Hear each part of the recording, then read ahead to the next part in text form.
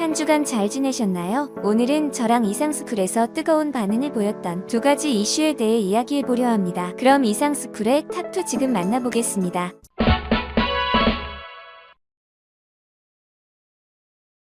현재 보수적인 백인들이 살고 있는 도시의 텍사스에서 아시아의 언어인 한국어를 공용어로 삼겠다고 선언하며 세계의 이목을 집중시키고 있습니다.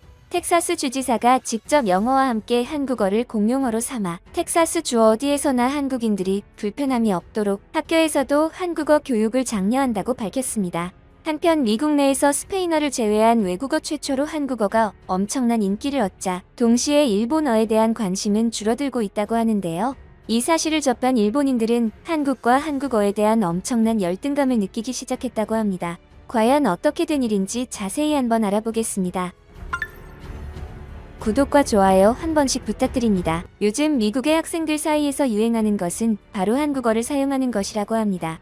영어 중심 국가에서 다른 나라의 언어가 인기가 있는 것은 찾아보기 힘든 일인데 최근 미국 텍사스에서 그 힘든 일이 벌어지고 있습니다. 실제로 학교에서부터 아이들에게 영어에 한국어를 가르치고 공용어로 한국어와 영어를 지정하자는 움직임을 보였습니다. 텍사스 주지사인 그레고리 웨인 에벗을 주축으로 텍사스 의회에 안건이 상정되었다고 합니다. 더불어 텍사스 주지사는 휴스턴에 세종대왕의 동상을 건립할 계획이며 한글을 창제한 세종대왕을 기리기 위해 공원까지 설립할 계획을 발표했습니다. 한편 보수적인 텍사스에서 영어가 아닌 다른 나라의 언어가 그것도 아시아의 언어인 한국어가 공용어로 채택될 것이라고는 아무도 상상하지 못했습니다. 이 같은 현상은 한국의 국격이 이전과 달리 미국 내부에서 높아진 것을 의미하는데요. 사실 텍사스는 오래전부터 한국어를 가르치는 학교들이 많을 만큼 한국어에 유난히 많은 관심을 보여왔습니다. 실제로 2011년부터 미국 텍사스에서 한국어가 고등학교의 외국어 교과로 정식 학점을 인정받게 됐습니다. 그전까지 한국어는 텍사스 지역 정규학교의 외국어로 인정되지 않아 한인 2세들은 스페인어, 프랑스어, 중국어 등을 배워야만 했습니다. 그리고 미국에서 한국어를 제2외국어로 채택하는 학교가 뉴욕 등 대도시 위주였던 당시 2018년 텍사스주 뉴먼 스미스 고등학교는 한국어를 제2외국어로 채택했습니다. 또한 캐럴턴 교육청 중등교육국장은 미국에는 상당수의 한국인들이 함께 살아가는데 그에 비해 미국은 한국어의 교육에 신경 쓰지 못했다며 지금부터라도 학생들이 한국인들과 상호교류하길 바란다고 밝혔습니다. 동시에 내년엔 한국어 수업을 더 늘릴 예정이라고 전했습니다. 한편 텍사스에서 시작된 한국어 열풍은 텍사스에서만 그치지 않았는데요. 실제로 미국 로스앤젤레스 타임스 신문이 최근 미국 대학에서 한국어가 가장 빠르게 성장하고 있는 외국어라는 내용의 기사를 실었습니다. 이 신문은 미서부 UCLA의 사례를 소개하면서 이 대학에서 한국어가 가장 빠르게 성장하고 있다고 보도했습니다. 해당 보고서에 따르면 2013-2016년 일본어와 중국어 수강 신청은 8,000% 증가했고 같은 기간 한국어는 53,000% 이상 증가했습니다. 일본어와 중국어에 비해서 한국어가 거의 7배 가까운 성장을 나타낸 것입니다. 그리고 외국어와 문화 교육으로 유명한 버몬트주 미들베리 대학의 강사희 한국어 교수는 학기 중은 물론 여름학기에는 전 세계인을 대상으로 한국어 교육이 이뤄진다고 밝혔습니다. 미 동부 버지니아주 조지 메이슨대 고전현대언어학과 정영하 교수는 2017년 부전공으로 시작된 한국학과가 2019년부터 한국어와 한국학 전공으로 확대됐고 지금은 스페인어 다음으로 수강생이 많다고 전했습니다. 한편 미국에서 한국어 교사들의 공통적인 의견은 BTS로부터 시작된 전례 없는 한류와 한국 영화로 인해 한국어가 엄청난 발전을 이뤘다고 전했는데요. 그 밖에도 현재 국제사회 속에서 한국의 인식과 위상이 높아지면서 경력에 도움이 되기 때문에 한국어를 선택한다는 분석도 나옵니다. 한류 문화뿐 아니라 인공지능과 정보통신 이 분야에서 발전 속도가 빠른 한국과 관련한 경력을 쌓기 위한 목적, 미국과 한반도 관계에 대한 관심 등도 빼놓을 수 없다는 겁니다. 대표적으로 현재 서울대학교 정치학과 석사 과정에 있는 20대 미국인 여성 사라 맥시는 한국어 공부를 시작해 한반도 문제 전문가가 되고 싶은 꿈을 꾸고 있다고 밝혔습니다. 이에 사라 맥시는 제가 한국어를 배운 이유는 케이팝이 아니라 태권도였어요. 제가 시골에서 자랐기 때문에 외국에서 온 사람이 많이 없었어요. 태권도장 다니기 시작했을 때 사범님을 알게 됐고 친해지고 싶다는 생각으로 배우기 시작했어요. 라고 전했습니다. 한편 텍사스시뿐 아니라 미국의 모든 아이비리그에서도 한국어 열풍이 불고 있다고 관계자들은 전했습니다. 하지만 현재 텍사스가 한국어를 공용어로 채택하는 모습인 만큼 텍사스에서 한국어의 위상은 다른 주들과는 확실히 다릅니다. 그런데 왜 뉴욕과 같은 대도시가 아닌 텍사스에서 한국어 열풍이 일어날 것일까요? 전문가들은 한국이 텍사스 경제에 미치는 영향 때문이라고 주장했습니다. 삼성전자가 테일러 시에 170억 달러 한화 20조 원 규모의 첨단 반도체 공장을 세우겠다고 발표하기 전까지 이 지역에 대해 아는 사람은 아마 거의 없었을 겁니다. 작년 11월 삼성전자가 미국 내 두 번째 반도체 파운드리가 들어설 지역으로 텍사스주의 테일러시를 낙점하자 이 지역 지방정부인 윌리엄 카운티의 빌 그라벨 판사는 로이터와의 인터뷰에서 이같이 말했습니다. 그의 말처럼 테일러시는 텍사스주 안에서도 인구 1만 5천 명 수준의 소도시에 불과한데 테일러시는 어떻게 쟁쟁한 후보들을 꺾고 삼성전자를 사로잡았을까요? 실제 연초 외신을 통해 미국의 첨단 파운드리를 세울 거란 삼성전자의 계획이 공개됐을 당시만 해도 테일러시는 후보군으로 아예 거론되지도 않았습니다. 당시 삼성전자는 기존 파운드리 공장이 있는 텍사스주 오스틴 외 뉴욕주 제네시 카운티, 애리조나 피닉스, 한국 등 4곳을 후보지로 검토 중이라는 공식 입장을 냈습니다. 그러던 중 테일러시가 유력 후보로 급부상한 건 지난 7월이었습니다. 언론에 뒤늦게 등장했지만 테일러시는 삼성전자를 유치하기 위해 연초부터 물밑에서 전방위 구애 작전을 펼친 것으로 나타났습니다.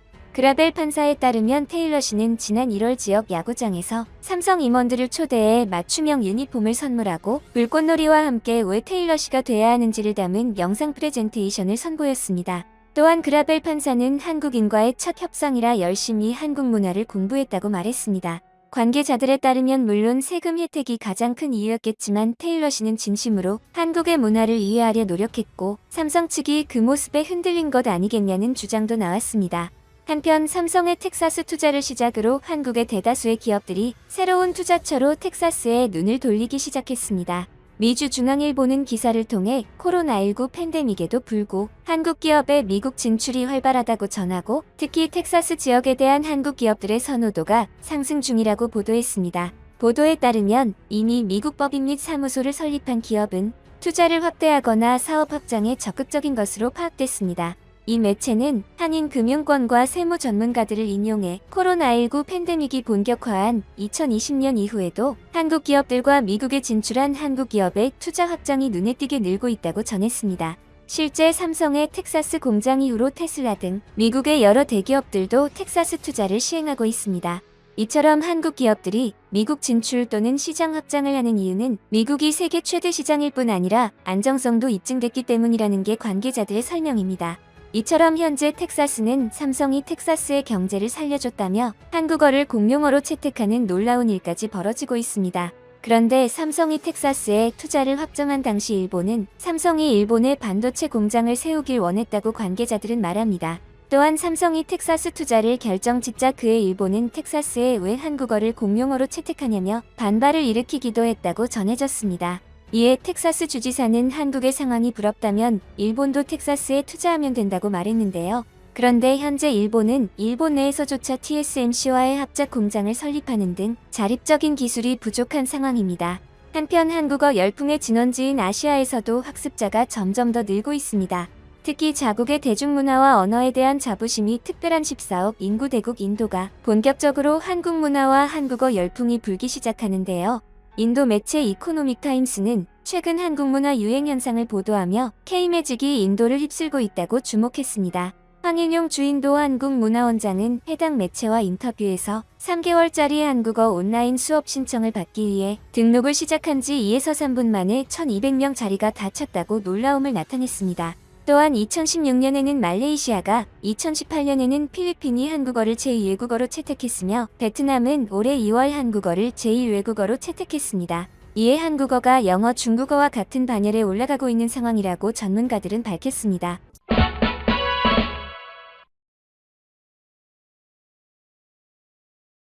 먼 나라 쿠바가 한국에 받은 은혜를 기억하기 위해 놀라운 행동을 해 화제가 되고 있습니다. 쿠바는 6.25 참전부터 일제강점기 당시 한국의 독립을 도운 것으로 한국과 좋은 인연을 이어오고 있습니다. 그런데 쿠바가 한국을 도운 모습을 보면 한국이 쿠바에 고마워해야 하는데 쿠바는 어떻게 한국에 호감을 표했는지 자세히 한번 알아보겠습니다. 구독과 좋아요 한 번씩 부탁드립니다. 한국에서 멀리 떨어진 남아메리카에 위치한 쿠바에서 한국의 은혜를 기억하기 위해 믿기지 않는 발표를 했습니다. 그것은 바로 쿠바의 자국 화폐에 한국의 태극 문양을 넣기로 밝힌 것인데요. 이는 놀라운 일이 아닐 수 없습니다. 당초 화폐는 제2의 국기라고도 칭해 그 나라를 상징하고 대표하는 인물이나 문화재를 넣곤 합니다. 그런데 한국과 알려진 교류가 없어 보이는 쿠바에서 태극 문양을 넣은 새로운 화폐를 발행한다고 밝혔습니다. 미겔 디아스 카넬 쿠바 대통령은 관저에서 특별 명령을 내리고 한국이 쿠바에게 행동으로 보여준 은혜를 갚기 위해 태극 문양을 새긴 특별 기념 화폐를 제작하는 내부 검토를 거쳐 화폐 도안에 반영하겠다고 전했습니다. 쿠바는 과거 외국인들이 사용하는 불태환 페소 CUC와 내국인이 사용하는 전통 페소 CUP로 나뉘어 있었습니다. 하지만 2020년부터 이중화폐 제도를 폐지하고 전통 페소 CUP만을 사용하는 화폐 개혁을 시작했습니다. 이때 당시만 해도 화폐 도안을 바꾸자는 여론이 있었지만 디아스 카넬 쿠바 대통령의 확고한 의지 때문에 결국 현행 페소 도안을 그대로 유지하게 됐습니다.